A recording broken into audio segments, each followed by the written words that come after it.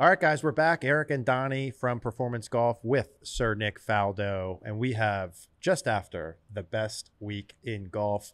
Sir Nick, we just finished up with the Masters. I'm dying to hear your take on a couple of things. We've got like 5 to 10 sort of subcategories. I think we'll just go through the list and get your take. So I think the first thing to start with the Masters this past week is with the winner. He's the talk of the town. He's world number 1. He just won his second Masters championship. General thoughts, Sir Nick, on the Masters, how the week went, and Scottie Scheffler and his performance as the winner. General thoughts, I'll tell you. So I think number one, you've got to give them credit because the conditions on Friday and Saturday were brutal. You know, if anybody was watching it and go, "Oh, what did these guys, making a fuss?" I mean, I was there, I was close. It was brutal, and the hardest thing about Augusta is clear blue skies. You cannot see any wind direction, and the wind, swirling around and that sort of thing. You've heard us talk about the knife edge of accuracy needed. So you're trying to pick a club when the wind is swirling. Some got it right, some got a very good shot, just came up wrong, and you really get panicked. So I thought the conditions, I thought the scoring was amazing. I think Morikawa and Oberg shooting, they shot 5 under for rounds 2 and 3, and they were 4 ahead. The next best was Scotty and a couple other guys that were 1 under.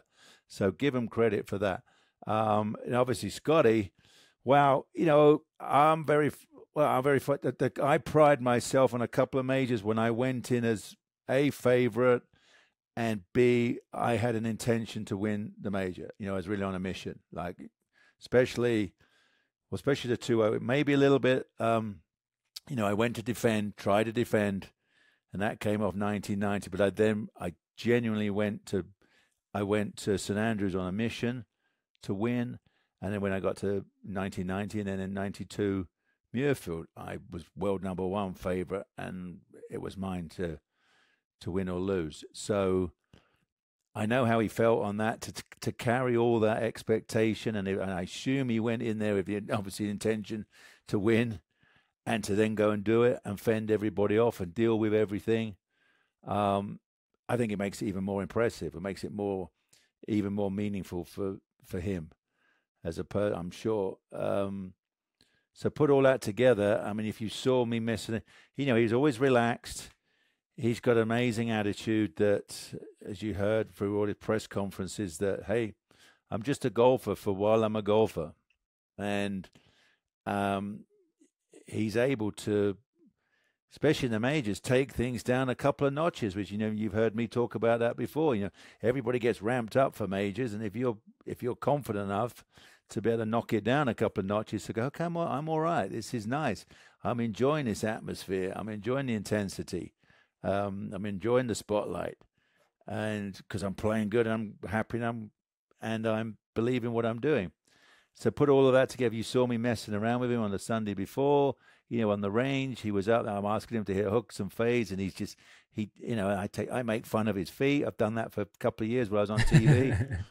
I don't get it. I mean, it's amazing because they do something different every time. It's okay leaping around, I guess. It's okay, but it's not textbook. You look at all the greats, and everybody's so well planted, aren't we? So, and then he flies around, and the feet land in a different spot every time. That's the bit I think is whack. So I'll give you an inside scoop. I mean, I asked him, I said, okay, you visualize a shot. Where's it go? To my hands. He's all about hands, isn't he? He's got the feel. He's obviously made a decision. You've heard me talk about this before. You make a decision what you want to do. You translate that thought picture into a feeling, and his feel goes into his hands. Other people might be body, arms, whatever it would be, but his is literally, right, I know through impact, if I'm going to hit a fade, the face got to be doing it. You see the scoopy follow through he has, when he rotates that way and the club's pointing over there, and he gets a little like he did on that shot on 9. Everybody else was bouncing and hopping to the next level behind the flag, and he was able to throw it smidgen high, a bit more spin, brings it back for a kick-in, the first kick-in of the day.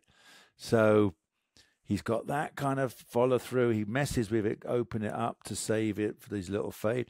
And he's got this, very unorthodox. Just go for it, roll everything over, hooky thing, leg goes round the corner. I mean, it's wacky, but he's enjoying having that trust, because you know, as you know, it's a millisecond when you hit the ball, and he can react, so he can save it.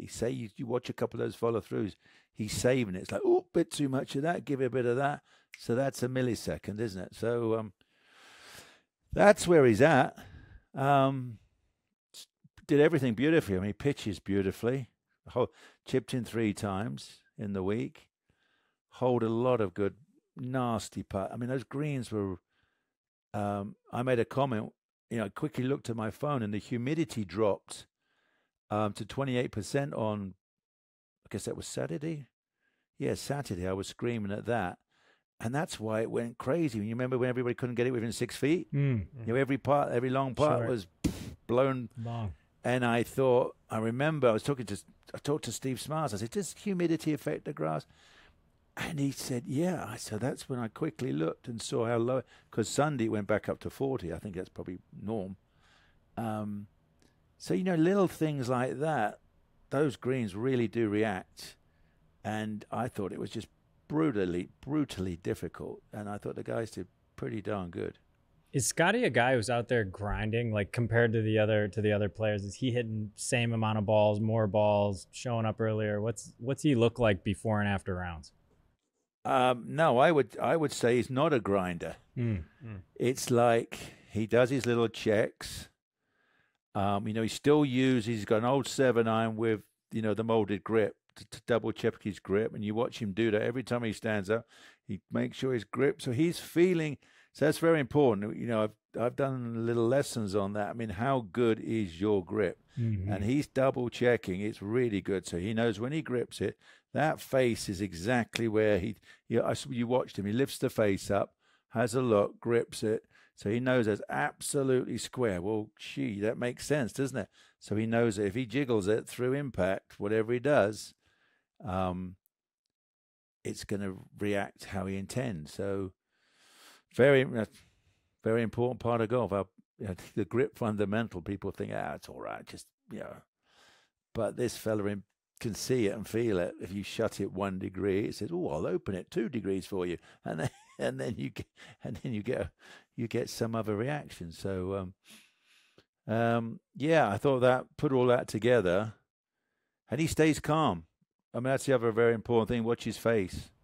Didn't get too twitched up. I mean, he made an unfortunate, as he said, he hit a good shot on Saturday, he hit a good 7-iron into 10, and he gets a hard kick, ends up in the bush, and took his first double forever, and then bogeys the next.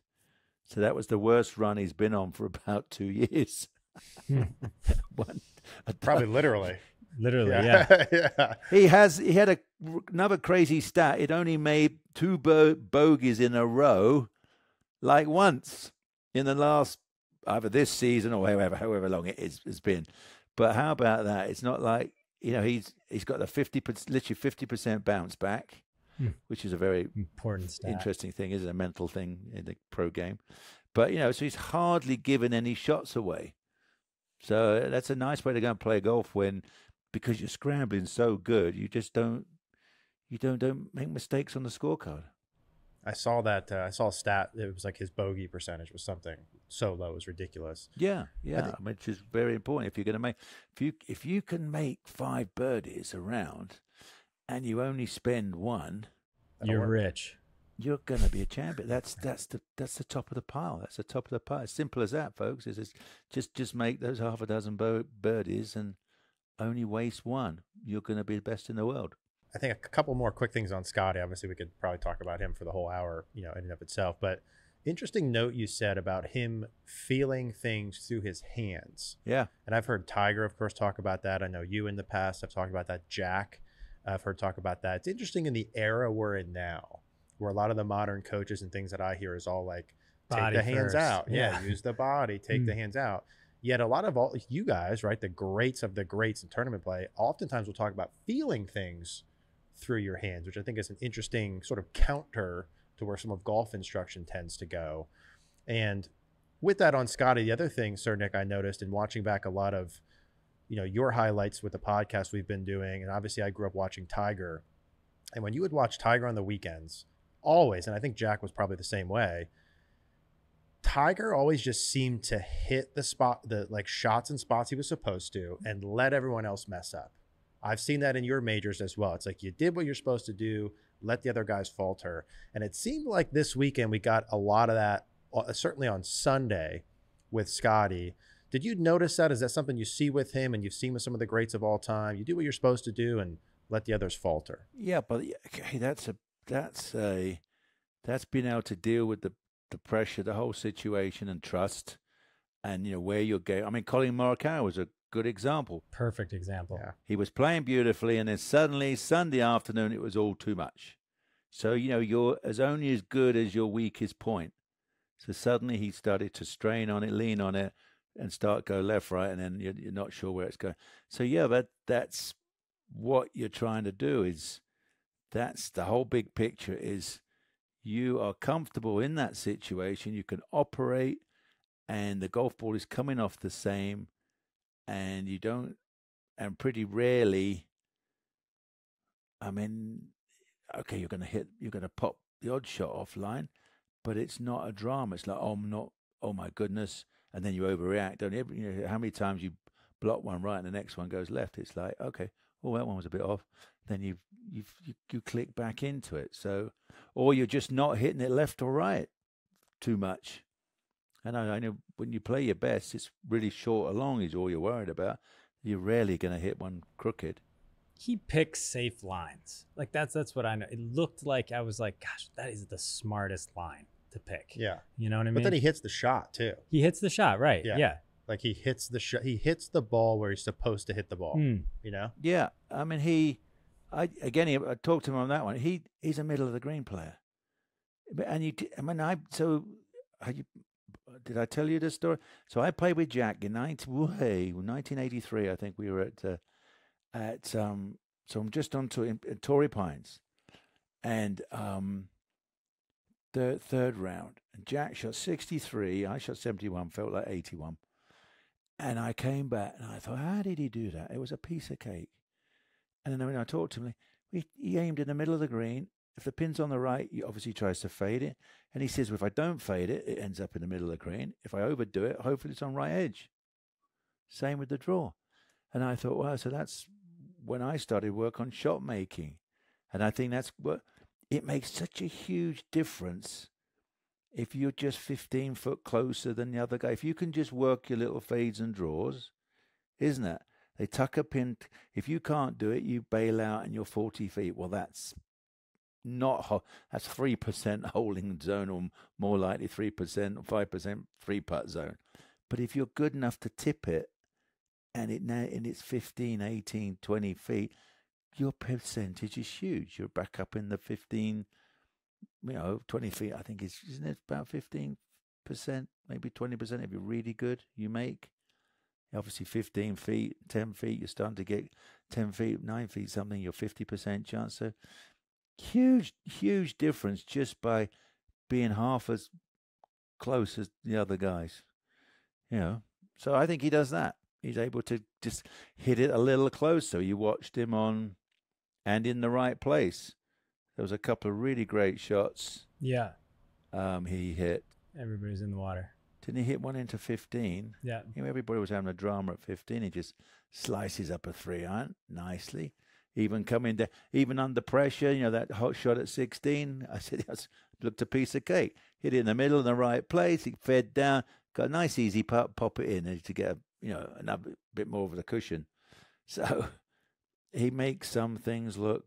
He's just very comfortable in all aspects of his game. Yeah, I think that, and you were remarkable with that as well, Sir Nick. It's like one thing to have the game plan, but you gotta hit the ball there, and you guys both did that good. We're gonna move on from Scottie. I think we could talk about him all day, but there's some other big storylines of the week, probably even with that or even higher. Obviously, Tiger's consecutive cut streak was a big deal this week. I'm not sure what you and your friends talk about, Sir Nick, but we're always talking like, hey, what do you think Tiger's going to do? Is he going to make the cut? How is he going to finish? I thought watching the first 2 days that it was remarkable that he played how good he did. What were your thoughts on Tiger, his performance, the cut streak, and all that?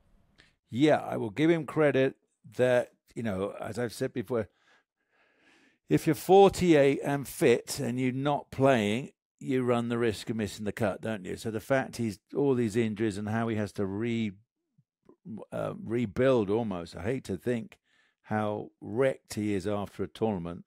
He must have been wrecked that he couldn't tee it up at the Players. And then he was wrecked Friday night. We saw him sitting in the Champions car park, nobody around, sitting on the back of his car, absolutely shattered. He'd given so much to make the cut that I know from experience, there's so many players where it's almost their goal to make the cut, and then you've used so much energy, you come out the next day and you could tell mentally he was just shot. I mean, I saw him go down that 7th hole bad, and I thought that must be hard. So I don't know. I was obviously on commentary. I fast tracked to. I hope he's still enjoying it, because you can't enjoy. He's now gone 2 or 3 years trying to get back, rebuild after rebuild, come back. What's his best performance? Is it about a 50th or something? There's just there's miscuts, there's withdrawals, there is not a good performance. So coming from the champion of champions that he was to, can I finish a tournament, physically and mentally, I just hope he's enjoying it. I mean, he says he's going off to rebuild to get ready for Valhalla. Okay, fine. But I can only speak on personal.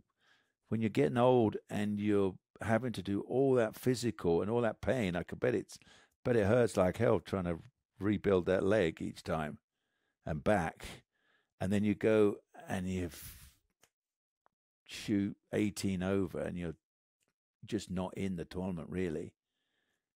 But I don't know. So I think I'll leave it at that. If he's enjoying himself doing all that, fine, great. But if you're not, wow, you've got, what is it? It's maybe then it's time to make another decision, whatever that might be. That's a great point. One of the other things, Sir Nick, I think in golf, we're never rooting against anyone, certainly, but do you sleep a little bit better now that Rahm didn't win back-to-back, and join that group? Well, I did say in jest, didn't I? I mean, it was all in, I did some British stuff and they made a meal of it. God, it's all in jest. I mean, if a guy's good enough to go and do it, hey, good on him. I mean, and if Scottie's got a chance, he's the next man. Hey, he might do it. Hey, if he joins the club, fine, wonderful. My goodness, it's something special. I was in jest saying I'd love to hang on to it because there's only 3 of us right now, but it's not in my hands. So, no, that was all in jest. So, we gave him a hard time and it was factual. He hadn't prepared the same as the year before. The year before, I think he won 3 times, and I heard he'd played 17 rounds less, so he hadn't put the reps in, and as we know, 54 holes, no cut, with a monster guarantee is not the game. It's not the same mindset as actually going out and competing, because that's what. Remember, I commented, but Riviera and Rambo made a downhill 6-footer on 18. He was 14 back, and he fist pumped to make the cut. I was there. I saw it, TV. And I said, that's the importance of being a competitor, the cut. They've got none of that at Live. It's just go and play. Remember Tommy Fleetwood comment, he went and looked and said, oh, they're all wandering around and relaxed. Well, of course you are. I could promise you, even the best players in the world, because you don't, doesn't mean you play badly when you miss the cut. There's 60 guys really playing well, and you can go on a golf course and go, wow, how the heck do I get to 4? I've got to get to 4 under to make a cut. So that's not playing badly if you're 3, So it's not the same, and they know it. and maybe they felt it. So it's not, it's not the same competitive sport when you've got a fat guarantee. And I was sort of, I was thinking the same thing too. I'm thinking I'm watching them play because they were at Doral. I think that, it's a difficult course to play, but gosh, the vibe is totally different. Playing way less tournaments, and guys like Rahm, I was very interested to see how he was going to play and defend. And then like guys like Brooks, I think you watch DJ play now, and since he went over there, not that he's a non-factor, but it's like to me, he's enjoying the cruise. Yeah. It's like, holy cow. He's just enjoying the walk. I mean, and he's publicly okay with that. I mean, he's like, yeah, well, that's fine. Right. Hey, we're not knocking that. If that's what you want to do, right. If you are happy doing that, but as a sportsman, as a competitor, you've got to go, you're going to go, hey, how meaningful is this? And as we know, you read it everywhere from the psychologists, you need it. You have to struggle to set a goal and have a intention and all that sort of thing, and then you reap the rewards because you achieve something. There's very little achievement if it's thank you very much. But think of other sports. I'm a Formula One fan. They gave every driver 5 points before they started the race. It would not be the same. They're fighting for a point. They go ballistic to get into top 10 to get a point. But if they said, well, 10's already 5 points. It would not be the same. That's one of the ultimate in competition, how, what they're doing. But it's very similar, isn't it? Yeah, and it's like, obviously no judgment on any of the guys, just very, very interesting, different dynamic to watch. Yeah. I think another guy we were all watching this week, Sir Nick, was a guy looking for, the career Grand Slam, a guy we talk about every year, which is Rory McIlroy. Anything you see on your end, observing and watching him and from your experience there, any reason why he hasn't been able to win at Augusta? Anything with his game you see? Yeah, I go, he has lost, bottom line, he's lost his trust in his short irons. When you look at a shot, good example was a couple of years ago, I could see it in his face, when I was on the call. On the 16th hole, they put the pin right in the front, and it comes down to the point. So there's only like 3 paces left of the flag of green, and that's it. If you miss the green by a foot, you're in the water, right? And then there's a bunker right, so there's a thin little slither. So you think, well, the old whatever he thinks his ultimate shot is, I just turn it in, and then this little voice, or then you just don't have the trust. Don't overdo it. So what have you seen by don't overdo it? Water left. So then you think, okay, can I deal with it? No, bonk, you block it. So that's what happens with guys when when you can't hit your natural shape, call it. When you've lost your trust, you overcompensate, don't you? It's like the guys who fade it, and then they lose their trust. They aim left, whoa, and it goes left. Same. So when you're a drawer of the ball and you think it should turn in, and then you lose your trust, you think, don't overdo it. Boom, you block it. You can see it in his body. So he's got that going on. I obviously did TV with Butch Harmon. Rory's such a fantastic driver of the ball, and I think we were talking about the other day. An impact with a driver hitting on the up, your shoulders are there, aren't they? And on a impact of a 9-iron, when you're trying to work it, your shoulders are there. Very different. So I would get him to ditch. I'd get him to say only hit half a dozen drives. That's it. If they go peeling off, thank you. Put the driver away. Go back to your 9-iron and your 8-iron and get this right. Get this angle going so you can trust. Find some trust to make that ball and keep it simple. Don't go. Just find something in your body that produces a little fade, a trustworthy fade. I mean, that's what he really needs. So, easier said than done. Yeah. Gosh, you know what's so interesting, Sir Nick, as you say that, I'm thinking, because he just went and got some help from Brad Faxon with his putting. You see some guys, it seems like these, guys on tour are willing to go to former greats with certain areas of the game, but you don't see it a lot with full swing. Like that just made me think right away. Like imagine Rory with someone like you guiding around the course and like advising. Like I wonder why does stuff like that happen and I just don't know about it? Or No, I wonder why. I've offered. I've said to him, look, you know where I am. wow. I to come to Montana for a day. Come, and I've got plenty of drills where I think I could help him. I really do. He's obviously seriously talented. And then, and on the putting thing, my goodness, everybody says the putter's not working or whatever. But look how many misreads he has by a hair. Mm. He stands back and looks and thinks, hits it left edge and it goes left, but just by half a ball.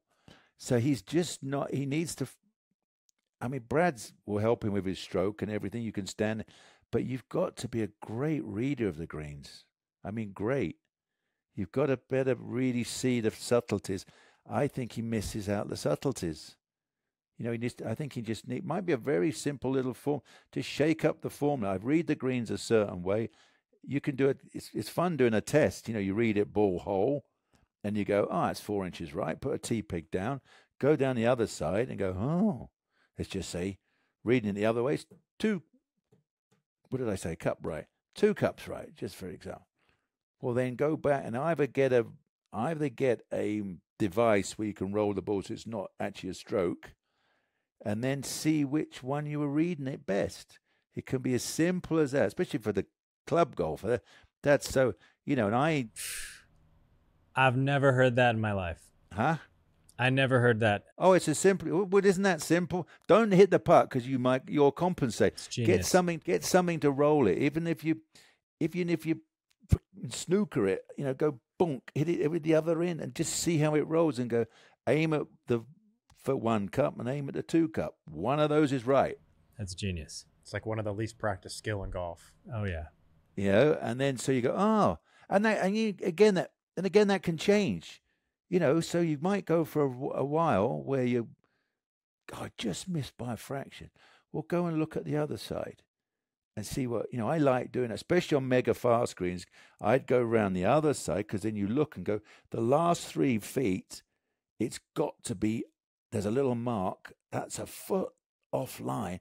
It's got to go over that because that's the, when it's ticking coming down the hill on gravity, that's the last 3 feet running on gravity, isn't it?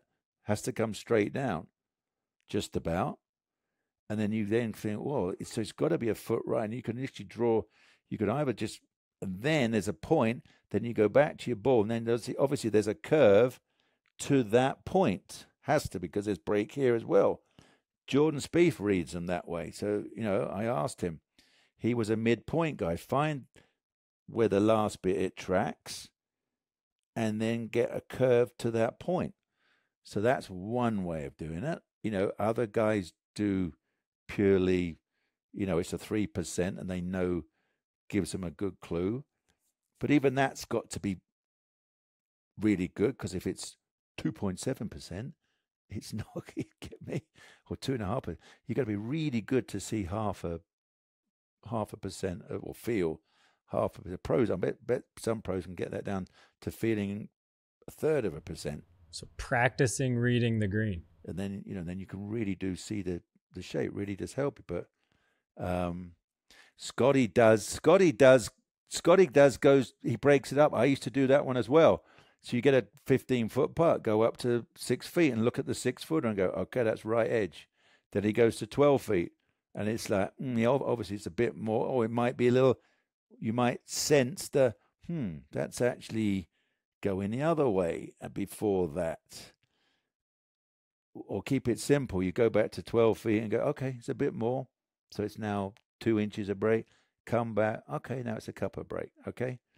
But sometimes when you break it up, you can suddenly feel the difference in the middle of the putt because so many of them, smidgen of a double breaker, like it breaks, doesn't break, then it breaks. You got to better spot all that. So back to what that makes sense, doesn't it? So if it does, yeah. if you're putting, you got the best stroke in the world and you roll it beautifully, you hit it. But if you're not seeing that, you're missing it by half a cup. That seems like Rory at the moment. Just burns the edges. So I would just really grind, fine tune the reading. Yeah, that's such good advice. If you guys are listening, maybe leave a comment down below if you want us to do some more videos at some point, green reading stuff. It's interesting. I do that test at a lot of our schools over the years. And if you take 100 amateur golfers and have them like place a tee where they think the break point is, 99% will underread it, like not even close to the right thing. So not only the best players in the world, but for amateur golfers. Yeah, no, that's it. It's seeing the true break. Dave Peltz, didn't he do that test? And he literally got 100%. Even the pros, 100% will not read it enough. So it's that, and we jam it in, and then you hold it at the wrong pace, and you go, and that's the other, as we know, that's the other very important thing. That's what Augusta's so difficult to. How can you get it perfect pace? That thing's coming in on drip speed, as I call it. It's going, just isn't it? It's just coming down the line. It's a Johnny Miller fall line. Yes, that's so good. There's so many little subcategories there we can go into. One other guy I want to touch on, though, while we're here still. I'm not sure I'll get the pronunciation right, but Ludwig Åberg. It's Åberg, yeah.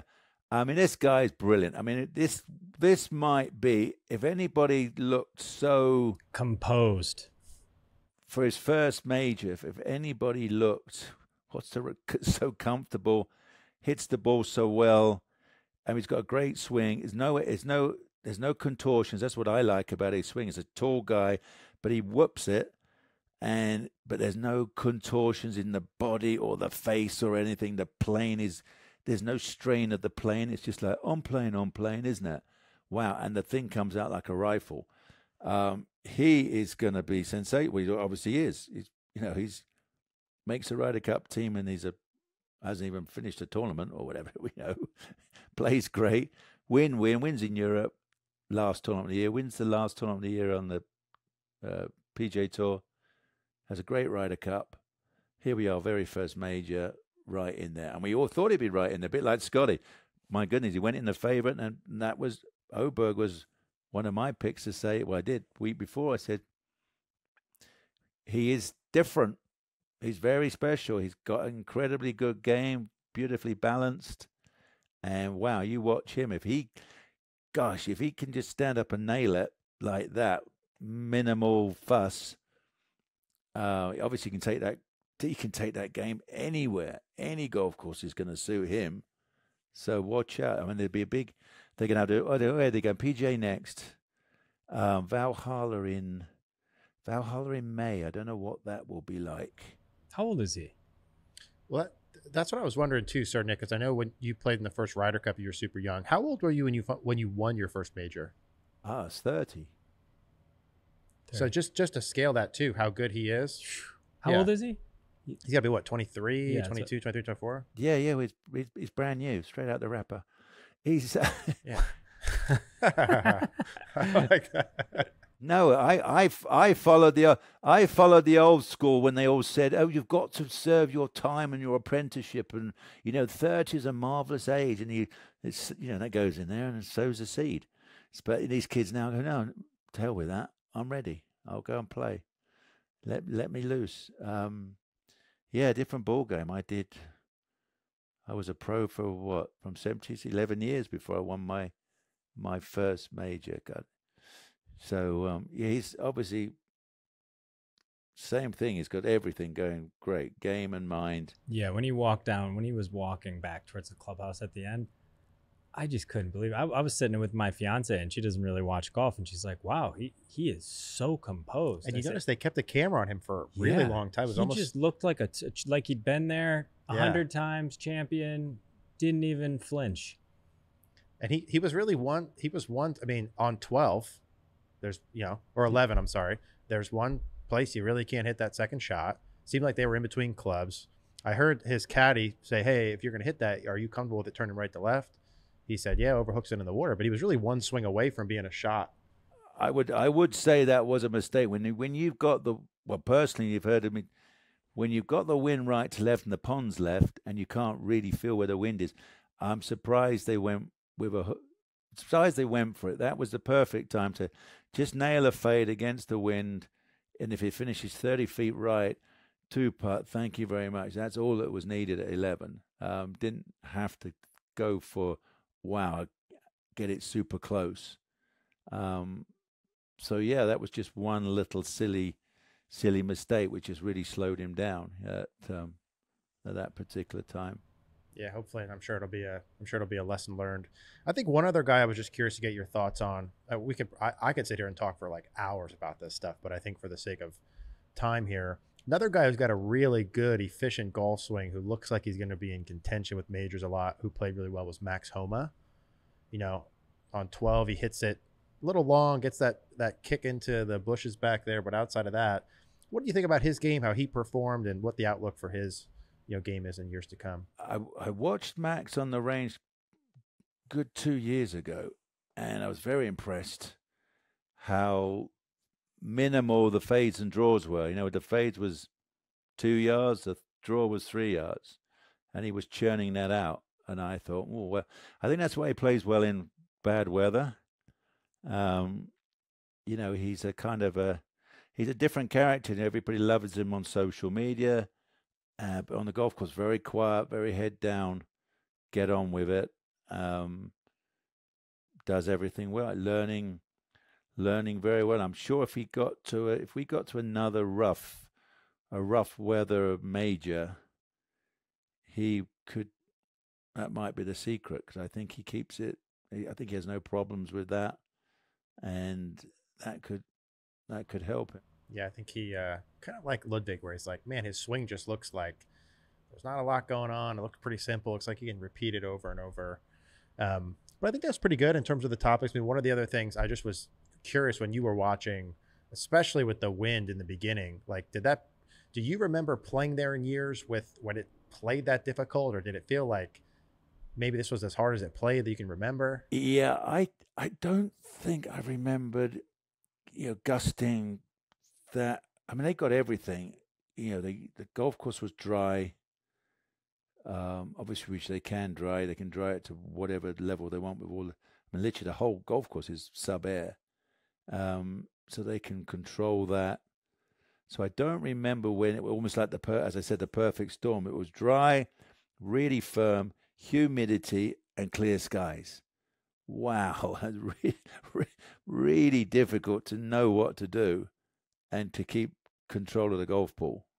Really difficult. Really, I mean, that was an unbelievable test. I think I was sort of saying, wow, 75. If you shot 75 on that day, didn't do you too much damage. So I was really surprised. There's a couple of rounds where Oberg was the only one in the red. I mean, under to break 70, I think.